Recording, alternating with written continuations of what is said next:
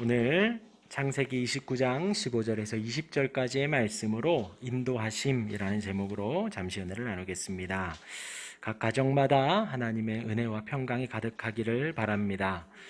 코로나 확진자가 늘어가고 있습니다. 두려움도 커지는 것 같고 또 확진자들도 또 힘들어합니다. 또 그 중에서 중증으로 가신 분들도 많이 힘들고 또 그들을 케어하는 간호사들과 의사들 또 질병관리본부의 공무원들도 고생하고 있는 줄 압니다.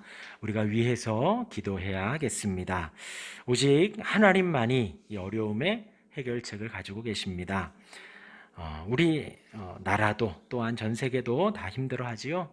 여기 계신 분들도 또 각자 힘드실 줄 압니다. 조금만 더 힘내시기를 바라고 이 또한 지나갈 것입니다. 또한 우리 교회에 몸이 아프신 성도님들이 많이 계십니다. 위에서 기도해 주시길 바랍니다. 몸이 아프면 또 마음도 아프고요. 또 마음이 아프면 몸도 아픕니다. 하나님의 성전인 우리의 몸과 마음이 강건하도록 또 우리 주변의 환우들을 위해서도 기도해 주시기를 바랍니다. 지난주에 하나님께서 이삭을 통해 야곱을 축복하게 하셨습니다. 야곱이 형을 속이고 형에 의해서 죽을 것 같으니까 리브가가 야곱을 보내지요. 그런데 그 가운데에서 이삭이 야곱을 제대로 축복을 합니다. 그런 야곱을 길에서 하나님이 만나 주시고 너를 떠나지 않겠다 약속하셨습니다. 광야 한복판에서 잠들다가 만난 하나님께 야곱도 신앙 고백을 하며 하나님과 약속을 합니다. 오늘 읽은 본문은 29장에서 가나안을 떠난 야곱이 하란에 도착하여서 외삼촌 라반의 집에 도착하고 한 달이 지난 후입니다. 오늘 29장은 그 야곱의 도피 생활, 집을 나온 생활을 전체 20여 년의 생활의 시작이 되어집니다.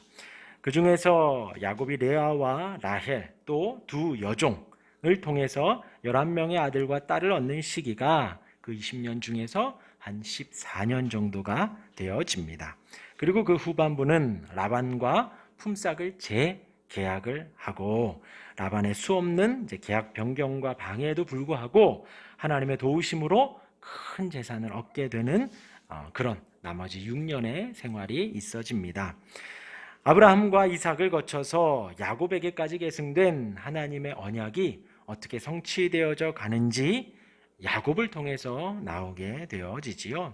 오늘 그 시작으로 야곱의 결혼 과정이 나오고 또 이제 29장 말미에서부터 30장까지 이어지는 11명의 아들의 출생 또한도 나오게 됩니다. 그렇게 우리가 야곱의 과정을 알고 또 믿음의 아비로 든든히 서가는 결론도 알고 있습니다. 하지만 오늘 그 믿음의 계보를 잇는 야곱의 삶 중에 29장, 그 믿음의 인생의 시작 말씀을 보면 이 전개가 그렇게 좋지만은 않습니다.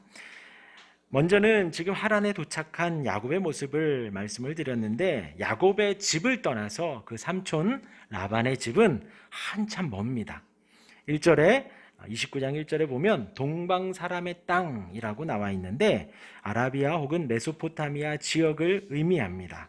메소포타미아 서북쪽 하란 근방, 그러니까 하란이라고 보시면 되고요.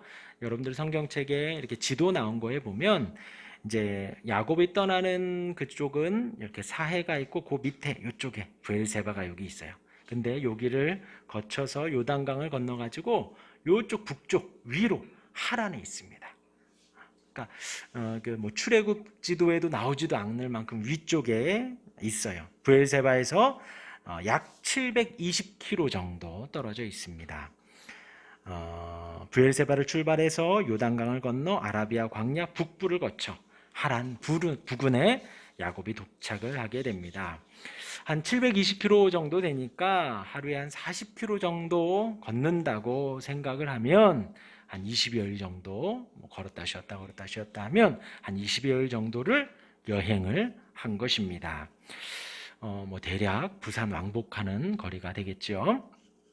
그러니까 가깝지가 않죠. 거리상으로 봐도 혼자 운전해서 가도 먼 거리입니다. 그런데 당시 야곱은 혼자서 나오게 됐죠. 혼자 나와서 차가 있는 것도 아니고 열차를 타거나 버스를 타지도 않고 걸어서 이동을 했습니다. 당시 야곱 또한도 외롭고 두렵고 힘든 시간이었을 것입니다. 특히 에서는 들사람이라고 했습니다. 그래서 사냥을 좋아해서 여행을 좋아했을 거예요. 그런데 야곱은 조용한 사람이고 장막에 거주하는 사람이라고 성경이 기록을 합니다. 돌아다니는 것보다 장막에 있는 것을 더 좋아하는 야곱에게 하나님은 지금 720km를 걸어가도록 인도하시는 것이지요. 그것도 부모가 있거나 형제가 있거나 누구 종이 있는 것도 아니라 홀로 그 여행을 가게 하십니다. 매일 40km 정도를 20여일 걷기만 하는 그 상황, 여행을 좋아하는 사람도 쉽지 않았을 것 같아요. 근데 홀로 누구를 만날지도 모르고 도적을 만날 수도 있고 강도를 만날 수도 있고 혹은 맹수를 만날 수도 있는 그 긴 여행길을 홀로 가게 됩니다. 부모의 보냄을 받아서 삼촌집에 가지만 지금 내비게이션이 있어서 찾아가도 사실 잘 못 찾지요. 하지만 그런 모든 것 없는 가운데 그냥 그 하란이라는 지역만 알고 가고 있는 거예요. 그리고 누구다, 라반의 집이다 라는 것만 알고 가는 것입니다. 그러하니 그 길이 참 고단했을 것 같습니다. 그런데 중요한 건 그 역시도 하나님의 뜻이라는 거예요. 그래서 오늘 29장 11절 말씀에 보면 그가 라헬에게 입 맞추고 소리 내어 울며 라고 합니다. 그 긴 여행 한 20여일을 혼자서 걷고 걸어서 라헬 처음 보는 그 여인 앞에서 펑펑 울고 있는 거예요. 어떤 이유로? 라반의 딸이라는 이유만으로 이제 내가 도착했구나 라는 그 이유만으로 처음 보는 여인 앞에서 펑펑 우는 야곱의 모습을 우리가 생각을 해볼 때 그 20여일의 기간이 매우 외롭고 힘들었다라는 것을 알 수가 있습니다. 그렇게 삼촌 집에 도착을 합니다. 그러면 바로 좋아하는 라헬과 결혼해서 행복하게 살면 좋겠지만 삼촌의 종이 되어서 살아갑니다. 수고하고 일을 한다라는 것이지요. 그렇게 라반과 야곱이 만나고 라반은 야곱을 영접하고 자기 집으로 인도합니다. 그렇게 한 달을 거주하지요. 오늘 읽은 본문 15절의 말씀이 그와 같습니다. 라반이 생질이나 어찌 거저일하겠느냐 하면서 품삯을 정하자고 합니다. 당시 풍습으로는 한 달이라는 기간은 손님이 왔을 때의 환대의 기간입니다. 그러니까 라반이 한 달을 있어 준 거예요. 손님으로서 대우를 해주고 영접을 해준 것입니다. 환대의 기간이 지나자 더 이상 공짜로 먹을 수는 없지 않겠냐라고 라반이 정중하게 야곱에게 이야기를 한 것입니다. 이에 야곱은 7년 동안 일할 품삯으로 둘째 딸 라헬을 달라고 말을 하고 라반은 그 제안을 받아들입니다. 하나님께서 이렇게 선하게 인도하시지만 야곱의 삶의 자리는 또한 일을 하고 있는 거예요. 삼촌과 협상을 해야 하는 상황이고 열심히 7년 동안 대가를 위해서 수고하며 일을 해야 되는 것입니다. 종이 되어 살아가는 자리이기도 하지요. 제가 오늘 드리고 싶은 말씀은 하나님께서 야곱을 인도하신다는 거예요. 아까 긴 여정을 말씀드리고요. 삼촌을 만났지만 종이 되어 일을 하는 야곱의 모습을 말씀드립니다. 하지만 하나님의 인도하심이라는 거예요. 하나님의 인도하심이지만 외롭고 하나님의 인도하심이지만 종이 되어 힘겹게 일을 하며 살아간다는 것입니다. 이제 후에 다윗 왕의 계보를 보면 오벳이 나옵니다. 오벳은 다윗의 할아버지입니다. 이 기록은 사사기 다음에 나오는 룻기에 등장을 합니다. 룻기를 보면 유다 베들레헴에서 엘리멜렉과 나오미가 등장을 하고 이들은 유다 땅이 극심한 흉년 속에서 모압 땅으로 이주를 합니다. 그곳에서 두 아들의 며느리를 얻게 되지요. 모압 여인 오르바와 그 책의 주인공인 룻입니다. 그런데 그냥 그렇게 살아가면 좋은데 그 가운데에서 갔던 엘리멜렉이 죽고 두 아들 말론과 기련도 죽게 됩니다. 그러니까 지금 모압 땅에는 나오미와 그 두 며느리들만 남아 있게 되는 거예요. 그런 중에 나오미가 고향 땅에 유다 땅에 흉년이 거쳤다라는 소식을 듣게 됩니다. 그래서 나오미는 두 며느리들에게 자유를 주고 홀로 고향으로 가려고 하지요. 그럴 때에 그 첫째 며느리 오르바는 자유를 선택을 하고 룻은 나오미를 따라 유다 땅으로 오게 됩니다. 그때 믿음의 고백이 룻기 1장 16절과 17절의 말씀입니다. 어머니께서 가시는 곳에 나도 가고 어머니께서 머무시는 곳에 나도 머물겠나이다. 어머니의 백성이 나의 백성이 되고 어머니의 하나님이 나의 하나님이 되시리니 어머니께서 죽으시는 곳에서 나도 죽어 거기 묻힐 것이라. 만일 내가 죽는 일 외에 어머니를 떠나면 여호와께서 내게 벌을 내리시고 더 내리시기를 원하나이다 합니다. 당시에 고향을 떠난다라는 것은 지역을 옮긴다, 땅을 옮긴다는 것은 단순히 지금처럼 청약에 당첨이 돼서 이사를 하고 새로 신축 아파트가 있어서 이주를 하는 것, 이렇게 직장이 옮겨져서 옮기는 것 이상의 의미가 담겨져 있습니다. 땅을 옮기면 그 지역 문화를 따르게 돼요. 문화만 따르는 게 아니라 그 지역의 우상도 섬기는 것입니다. 그러니까 이방 땅 모압에서 살던 룻과 룻이 나오미를 만나고 그의 하나님을 섬기기로 하며 유다 땅으로 시어머니를 따라 옮기는 것은 룻에게 있어서 쉬운 일은 아니라는 거예요. 아브라함처럼 고향을 떠나고 친척과 가족들을 떠나서 이 룻에게 있어서는 또 이방 땅으로 가게 되는 것이죠. 그리고 또 시아버지도 죽고 아들들도 죽었어요. 사실 룻에게 있어서 유다 땅으로 나오미를 따라가는 것은 큰 모험과도 같습니다. 지금 야곱이 집을 떠나 그냥 부모님의 말 하나만 듣고 삼촌 집에 가는 것과 거의 비슷할 거예요. 그래도 그나마 야곱은 삼촌이 있고 거기에 가족들이 있다라고 하지만 이 룻에게 있어서는 이제 가는 유다 땅에는 아무도 없는데요. 단지 늙은 시어머니만 있는데 그 길을 가겠다라는 것은 단지 고부간에 믿음이 있고 이 룻이 시어머니를 사랑하는 마음인 아니라는 거예요. 그 이상의 지금 이 모압 땅에서 나오미로 인해 하나님을 만나고 지금 룻의 고백이 여호와 하나님이 내게 벌을 주시기 원한다라고 하잖아요. 그 가운데에서 함께 살아가며 신앙이 들어갔다는 것이죠. 그러기에 이 룻이 단순히 시어머니를 따라가는 것이 아니라 그곳에 가서 나도 하나님을 섬기고 하나님의 사람으로 믿음의 사람으로 살아가겠다라는 믿음의 고백을 하게 되는 것입니다. 그 믿음의 고백으로 그 걸음을 떼어 가는 것이죠. 그런데 하나님이 룻을 인도하는데 말씀드린 대로 우리는 이 룻이 나중에 보아스와 오벳을 낳는 그 믿음의 계보로 들어가는 영광스러운 며느리가 되지만 이 룻이 이 고백을 할 때 그 결론을 알지는 못했을 거예요.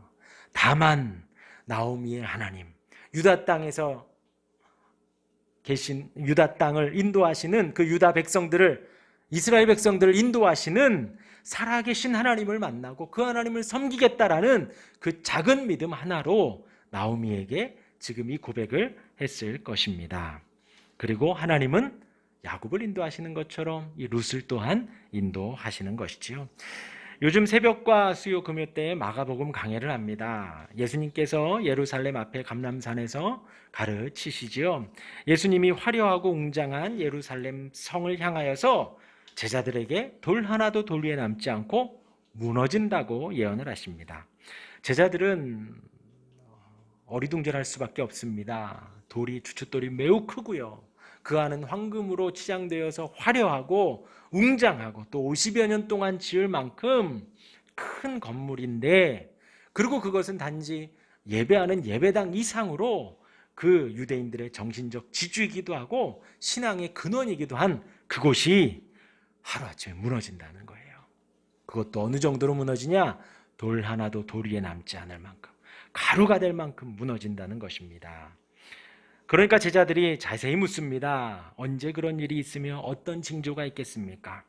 예수님이 쭉 설명을 하십니다. 언제 일어날지는 알려주지 않으시고 징조에 대해서 말씀을 하시는데, 많은 사람이 메시아라고 하면서 믿는 사람을 미혹한다고 합니다. 또 난리가 나고 민족끼리 나라끼리 전쟁이 일어난다고 합니다. 기근이 있을 것이라고 합니다.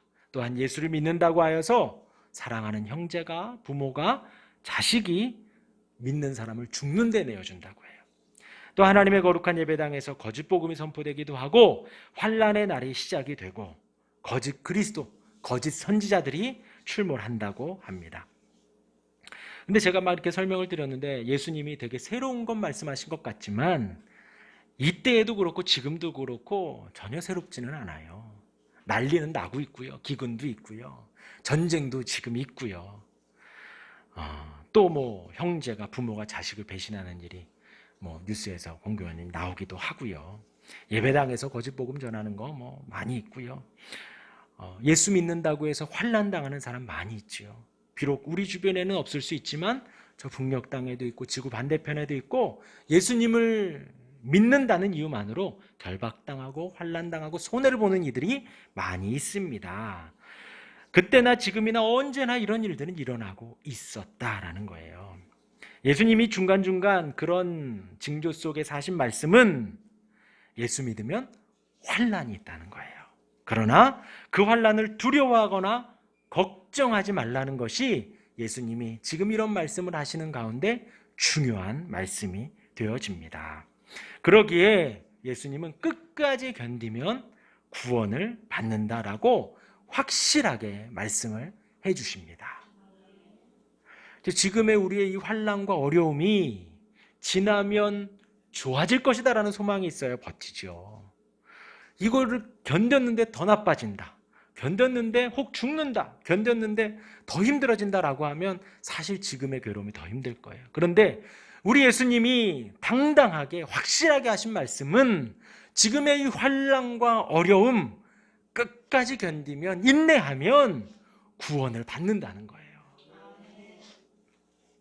절대로 두려워하지 말고 걱정하지 말라는 것입니다. 그 모든 것의 주도권은 이 세상에 있는 것, 세상의 권력자들, 사단이 가지고 있는 것이 아니라 그 모든 주도권은 하나님이 가지고 계시고 하나님이 인도하시고 하나님의 말씀대로 되어져 간다는 것입니다. 그리고 하나님의 말씀은 땅에 떨어지지 않는다고 정확하게 말씀을 하시지요. 덧붙여서 무화과 비유를 설명하십니다. 가지가 연하여지고 잎사귀를 내면 여름이 가까워진 것 같이 주님이 다시 오시는 것은 그렇게 누구나 알 수 있다는 거예요. 요즘 조석으로 선을 하지요. 입추가 지났어요. 말복이 지났습니다. 정말로 입추가 지나고 말복이 지나니까 조석이 선을 해요. 그렇죠? 그전에는 열대야에 밤늦게도 막 에어컨을 켰어야 했는데 지금은 시원하잖아요. 그와 같다는 거예요. 주님의 다시 오심은 무화과 나무가지가 연화해지고 잎사귀를 내면 모든 사람들이 다 여름이다 라고 했던 것처럼, 입추가 지나고 말복이 지나면 좀 서늘해지겠지, 모든 사람이 아는 것처럼 주님의 다시 오심은, 주님의 재림은 모두가 다 알 수 있다는 것입니다. 그러면서 마가복음 13장 33절에 주의하라, 깨어있으라고 우리에게 권면을 하시는 거예요. 그리고 37절에도 깨어있으라, 내가 너희에게 하는 이 말은 모든 사람에게 하는 말이니라고 하시면서 한 번 더 강조하십니다. 그러니까 이 말세에 우리가 어떻게 살아야 하는가, 어떤 징조를 막 찾으려고, 메시아 그리스도를 찾으려고 노력하지 않아요. 그런 걸 보지 말고 깨어있으라는 거예요. 그러면서 그 모든 환난들 속에 주님이 주도하시고 인도하시니 두려워하지 말고 겁내지 말고 끝까지 인내하라는 거예요. 그러면 구원하시겠다는 것입니다. 우리가 이 땅을 믿는 사람들로 살아가는데 그 길이 좋지만은 않다라는 것입니다. 환난이 있고 가족으로부터 배신을 당할 수도 있고 잡혀갈 수도 있습니다. 손해를 당할 수도 있지요. 하지만 하나님이 주관하고 주도하고 인도하시니 두려워 말고 걱정 말고 끝까지 견디라고 하십니다. 오늘 본문으로 다시 돌아오겠습니다. 말씀에 하나님은 야곱을 인도하십니다. 야곱은 믿음의 계보 속에 아브라함과 이삭에 이어서 이어가는 사람이에요. 그런데 그의 삶은 속이는 삶이었습니다. 아주 부족하죠. 빼앗는 삶으로 시작을 해요. 형의 장자권을. 부족하고 연약하지요. 그런데 하나님은 그러한 야곱을 만나 주셨습니다. 그리고 그 인도하심은 자, 하나님의 인도하심 따라 여행을 떠나라. 그럼 뭐 기사가 딸린 차가 준비되고 마차가 준비된 게 아니에요. 정말 처음 가보는 그 720km의 긴 여행을 외로이 시작을 합니다. 집에 있는 것을 좋아하는 야곱인데 여행을 보내시는 거예요. 두렵고 힘겹지만 하나님이 인도하고 계시다는 거예요. 하나님의 입장에서는 이 야곱의 이 여정이 아무것도 아니죠. 그런데 야곱에게 있어서는 힘겹고 두렵다는 거예요. 그리고 만난 삼촌 집에서 편안하게 좀 있으면 좋지만 다시 계약을 해요. 계약이라는 것은 긴장 상태가 있다는 거죠. 내가 주고 받을 것을 정확하게 받아야 그 계약이 끝나는 거예요. 그런데 그 가운데에서 자신의 아내를 맞이하기 위해 7년을 종으로 살아갑니다. 근데 그마저도 삼촌의 게임에 속아서 라헬을 못 알아보고 레아와 결혼을 합니다. 속상하지만 사랑하는 라헬을 위해서 또 7년을 보내게 됩니다. 14년을 열심히 일해서 결혼을 하죠. 근데 여기는 사실 그 야곱의 아비 이삭이 그 아버지 아브라함의 종에 가서 리브가를 편안하게 데려왔던 곳이에요. 이삭은 그렇게 편안하게 리브가를 맞이했지만 지금 이 야곱은 14년을 막 종으로 일하며 사랑하는 라헬을 얻었다는 것입니다. 하지만 하나님께서 야곱을 그렇게 인도하신 거예요. 아까 말씀드린 룻도 하나님이 인도하십니다. 흉년이 찾아온 그 나오미를 만나고 남편이 일찍 죽고 시아버지도 죽고 다시 고향으로 가겠다는 나오미를 따라 나섰다는 것이지요. 아무것도 없어 보이지만 룻은 하나님 한 분만을 보며 그 걸음을 가는 거예요. 인간적 눈에는 보장되지 않지만 그 길로 믿음을 따라갑니다. 똑같이 룻도 야곱과 같이 외롭고 두려웠을 거예요. 하지만 하나님을 바라며 나아갔던 것입니다. 우리의 삶도 마찬가지지요. 우리도 부족하고 연약합니다. 하지만 우리를 만나주시고 우리를 인도해 주십니다. 오늘 우리가 모여서 찬송하고 만나서 얼굴 보며 안부를 묻고 또 인도하시며 웃으면서 인사를 합니다. 너무나도 좋아요. 하지만 내일은 월요일입니다. 또 한 주가 시작이 되고 한 달이 시작이 됩니다. 잘 모르겠어요. 코로나가 어떻게 될지, 시국이 어떻게 변할지, 또 어떤 정치적인, 경제적인, 또 해외적인 일들이 있을지 잘 모르겠습니다. 혹은 야곱처럼 속이기만 우리가 생각하지는 않는지, 혹은 또 우리가 내일, 일주일, 한 달 후에 속지는 않을지 두려움 속에만 있습니다. 그런 우리에게 주신 인생의 목적은 이 하람과 같이 혹은 이 룻의 믿음의 계보에 들어가는 것과 같이 주님의 재림을 기다리는 삶입니다. 언제 오실지 어떤 징조가 있을지 잘 모릅니다. 그냥 일상을 살아가라는 거예요. 하지만 우리 주님은 매일의 삶 속에서 우리가 깨어 있으라고 강조하셨습니다. 매일의 삶 속에서 주의하며 진실하며 인내하며 끝까지 견디며 살아가라고 우리에게 말씀하셨습니다. 그 길이 두렵고 외로울 수 있습니다. 어렵고 힘들 수 있습니다. 매일의 똑같은 반복이 있을 수 있고 라헬을 기다렸지만 레아를 얻을 수도 있습니다. 그러나 하나님이 인도하십니다. 미움을 받을 수도 있고 결박을 당할 수도 있습니다. 갇힐 수도 있습니다. 그러나 하나님이 인도하십니다. 우리 예수님 마가복음 13장 13절에 말씀하십니다. 너희가 내 이름으로 말미암아 모든 사람에게 미움을 받을 것이나 끝까지 견디는 자는 구원을 받으리라. 오늘을 견디고 내일을 견디고 그냥 매일매일 주님의 인도하심 그 따라 가는 거예요. 내 마음에 들기도 하겠지만 들지 않을 수도 있습니다. 사람들이 많아 행복할 수도 있지만 나 홀로 가는 외로운 걸음일 수도 있을 것입니다.